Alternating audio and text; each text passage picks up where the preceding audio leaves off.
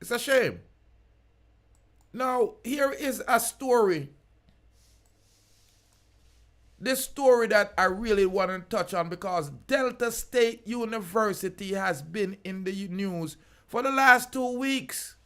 And you know, Ben Crumb has showed up, the civil rights leader, looking for justice for a black family of a student that was found dangling in a tree in Mississippi on a campus. Ladies and gentlemen, and the family is seeking an independent autopsy.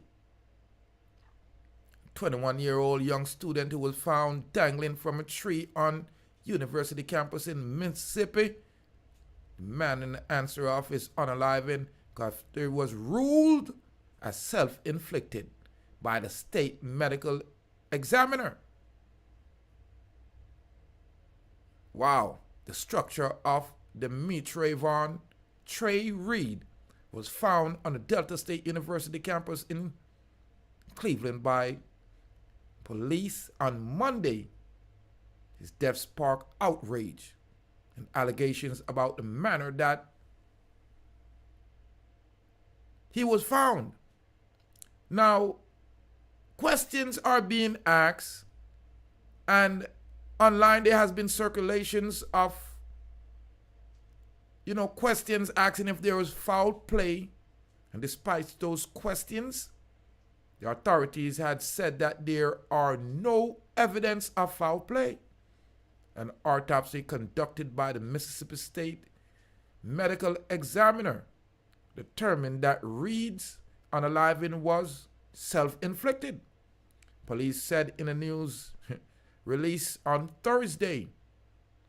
Now, Reed's family is now seeking an independent autopsy after receiving a conflicting account and incomplete information about the circumstances of his unaliving. According to their attorney, Ben Crump announced on Friday that Colin Kaepernick Know Your Rights Camp autopsy initiative will cover the cost of the autopsy. Trey's unaliving invoked the collective memories of a community that has suffered a historic wound over many years. Many unaliving, Crump said in a statement. Peace will come only by getting to the truth. The autopsy will happen once Reed's body is released by the state medical examiner. According to Crump, the family is not alone in its call for a larger investigation into Reed's death. Republican Benny Thomas, Representative Benny Thompson, Democrat from Mississippi, called for the federal investigation into the Reed's death early this week. We must leave no stone unturned in the search for answer, Thompson said in a statement. While the details of the case are still emerging, we cannot ignore Mississippi's painful history of lynching and racial violence against African Americans. We not forget that. And don't you even forget that. But just because there has been an history of these heinous crimes, it don't necessarily mean that's what went on. We are going to wait. As Ben Crump said, there won't be peace until we get truth. But when we get peace, my people, when we get truth, me are telling us if we hold on the peace, don't continue to spread lies. Don't tell me lies and get me riled up. And when we get riled up, we find out, say, it was a lie. Well, the Delta University students are also looking for answer. Colby Harris, a 21-year-old senior student sports manager, told NBC that he did not know what to believe. I just want justice. I don't know what it is, but I want the truth to come out, he said. He said, I just want to know what the real answer is. And Tuesday, University President Dan Ennis said they are cooperating with investigators and meeting with Reed's family.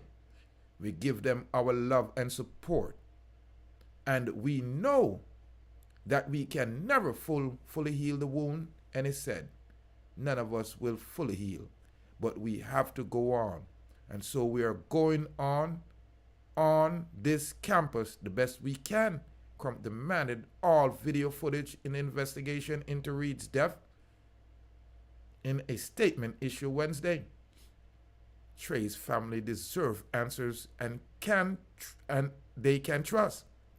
We cannot accept rush conclusion when the stakes are this high, Crump said in a statement, by demanding the family to allow to view any videos and commissioning the independent autopsy. We are taking every steps to uncover the truth about what happened. Now, families and friends, I want you to leave in your comment and let me know what you think happened to this young man. Demartravion Reed, short Trey Reed, because it's unusual. I rarely hear of these situations where young, melanated, 21-year-old, handsome youth like Trey unalive themselves, much less to unalive themselves in that way. And I understand the frustration first of the family and the anger of the community. And I understand the skepticism that's levied against this autopsy due to the historical events that has occurred in Mississippi, cause the MISSI PPI, may I tell you, say it run deep. I'm talking about the sorrows of black people. And if this is what people are saying, a modern day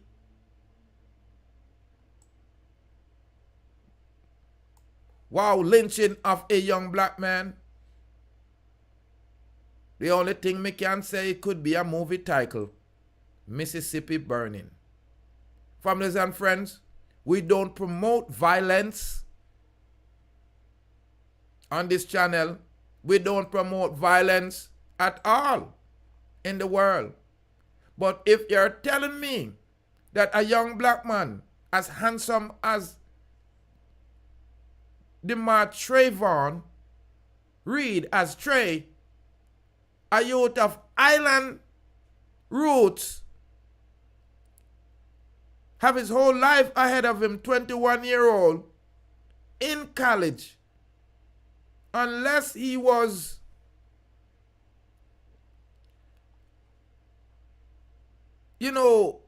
mental, I mean, I cannot see, I cannot fathom, I cannot understand, because these are things that's unheard of amongst young island men.